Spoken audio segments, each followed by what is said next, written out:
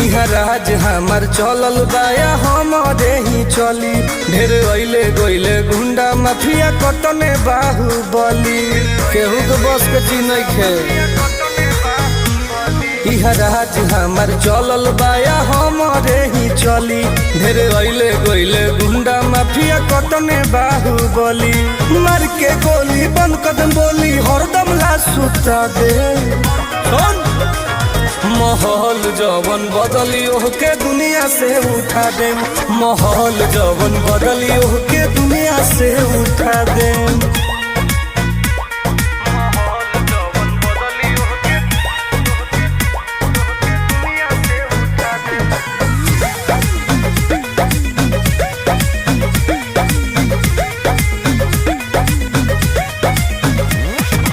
police प्रशासन सरकार बा